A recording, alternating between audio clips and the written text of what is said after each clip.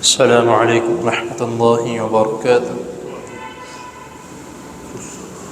الحمد للہ وسلام علی عباده الذین اصطفى۔ اللهم صل وسلم علی نبینا محمد صلی اللہ علیہ وسلم۔ اما بعد، عن حکیم بن حزام رضی اللہ تعالی عنہ قال قال رسول اللہ صلی اللہ علیہ وسلم: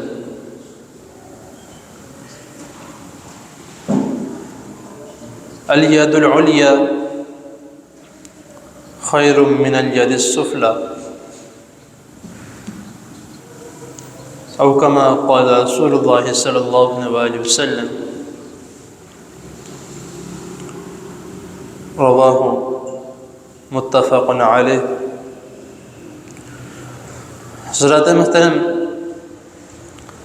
نفلی صدقے کے احکام و مسائل آپ کے سامنے اختصار کے ساتھ بیان کیے جا رہے ہیں۔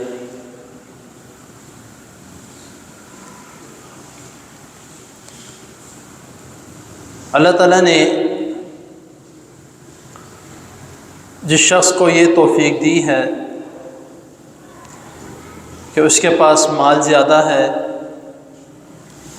اور وہ صدقہ خیرات کرتا ہے، تو اس کو اللہ تعالیٰ کا اتنا شکر ادا کرنا چاہیے کہ جتنا بھی کرے اس کے لیے کم ہے،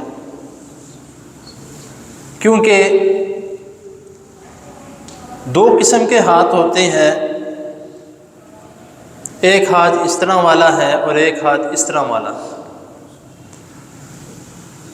تو یہ اگر دنیاوی لحاظ سے دیکھا جائے تب بھی، اور اگر دینی لحاظ سے دیکھا جائے تب بھی، دونوں میں سے بہترین ہاتھ یہ والا ہاتھ ہے، جس کو اوپر والا ہاتھ کہتے ہیں۔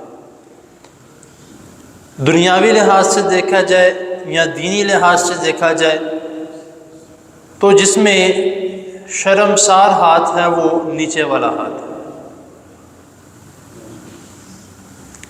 تو اس کے متعلق احادیث میں جو نبی کریم صلی اللہ علیہ وسلم نے فرمایا ہے کہ الید العلیٰ خیر من الید السفلی، کہ اوپر والا ہاتھ نیچے والے ہاتھ سے بہتر ہے، یعنی دینے والا ہاتھ لینے والے ہاتھ سے بہتر ہے۔ اور ساتھ نبی کریم صلی اللہ علیہ وسلم نے فرمایا کہ جب تمہارے پاس مال ہے اور تم دینا چاہتے ہو تو اپنے گھر سے شروع کرو۔ پہلے دیکھو جتنا تمہارے پاس مال ہے، جتنا تمہیں اللہ تعالیٰ نے دیا ہے، اس سے تمہارے گھر کی ضروریات پوری ہو جاتی ہیں۔ اگر ہو جاتی ہیں تو تمہارے پاس اضافی ہے تو پھر باہر دینا شروع کرو۔ اور ساتھ ہی اسی حدیث میں نبی کریم صلی اللہ علیہ وسلم نے فرما دیا کہ اگر تم ہاتھ پھیلانے سے گریز کرو گے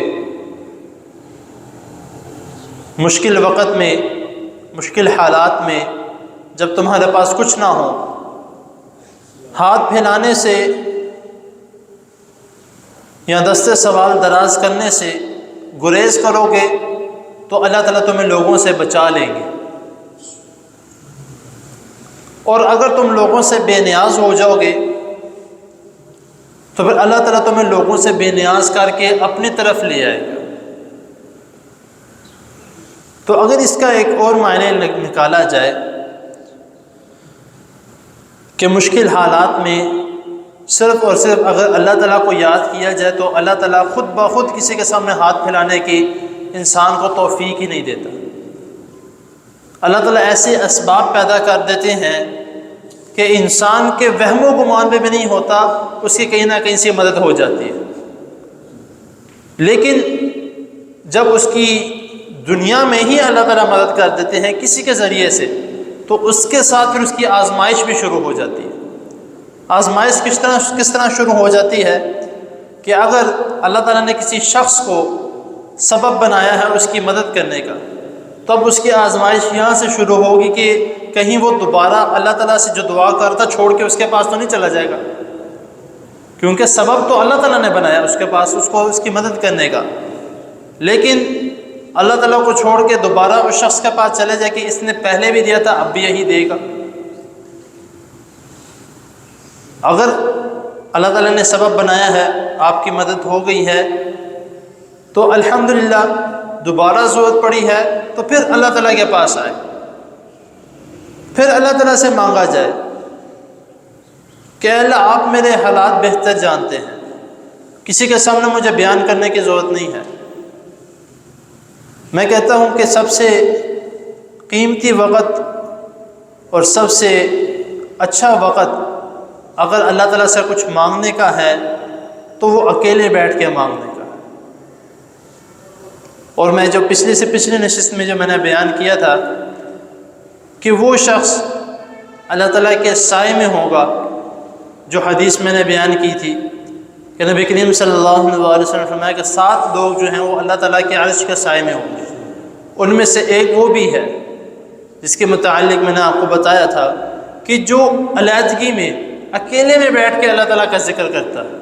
تو جب اکیلے میں بیٹھ کے اللہ تعالیٰ کا ذکر کیا جائے گا اور اکیلے کا وقت تہجد کا وقت ہوگا تو وہ تو بہترین عمل ہے۔ تو اس وقت اللہ تعالیٰ سے اپنی پریشانیوں کے حالات، اپنی مصیبتیں، اپنی تکالیف اللہ تعالیٰ کے سامنے رکھیں گے تو انشاءاللہ تعالیٰ اللہ تعالیٰ ہماری ساری مشکلات، ساری پریشانیاں، ساری مصیبتیں اللہ تعالیٰ دور کر دیں گے۔ تو اسی لیے کوشش کرنی چاہیے۔ اور نبی کریم صلی اللہ علیہ وسلم فرمایا کہ بہترین صدقہ خیر الصدقات، بہترین صدقہ وہ ہے کہ جس کو دینے کے بعد بھی دینے والا غنی رہے۔ اس سے مراد محدثین نے 2 مراد لیے ہیں کہ ایک غنی کے دل کا غنی رہے کہ اللہ تعالیٰ مجھے مزید دے اور میں مزید لوگوں میں بانٹوں، یا دوسرا غنی لوگوں جو محدثین نے کیا ہے وہ یہ کیا ہے کہ اگر اس نے دیا ہے تو اس کے پاس اتنا ابھی بھی موجود ہو کہ وہ اور دے سکے۔ 2 معنی۔ تو اللہ تعالیٰ ہمیں دونوں غنی بنائے، دونوں طریقے سے اللہ تعالیٰ ہمیں غنی بنائے، دل کا غنی بھی بنائے، کیونکہ بہت سے ایسے لوگ ہیں، آپ بھی جانتے ہوں گے، میں بھی جانتا ہوں کہ کروڑوں روپیہ ہے لیکن دیتے وقت ان کا ہاتھ آگے نہیں بڑھتا۔ تو یہ غنی تو ہیں ظاہری طور پر لیکن دل کا غنی نہیں ہے۔ صرف یہ خوف ہوتا ہے کہ میں دے دوں گا ختم ہو جائے گا، دے دوں گا ختم ہو جائے گا، دنیاوی محبت، پیسوں کی محبت۔ اسی لیے اللہ رب العزت نے نبی کریم صلی اللہ علیہ وسلم کو حکم دیا، اور اسی لیے نبی کریم صلی اللہ علیہ وسلم نے آگے اپنی امت کو حکم دیا کہ زکوٰۃ ادا کرو تاکہ تمہارے دلوں میں سے صدقات خیرات ادا کرو تاکہ تمہارے دلوں میں سے مال کی حرص ختم ہو۔ تو اللہ تعالیٰ کی حضور دعا ہے اللہ تعالیٰ ہمیں جو سنا جو اس نے اس کو سمجھنے کے، اس پر عمل کرنے کی توفیق عطا فرمائے، اور ہمیں جتنا بھی اللہ تعالیٰ نے ہمیں دیا ہے، تھوڑا دیا ہے، کم دیا ہے، اللہ تعالیٰ ہمیں اپنی راہ میں صدقہ خیرات کرنے کی توفیق عطا فرمائے۔ جزاک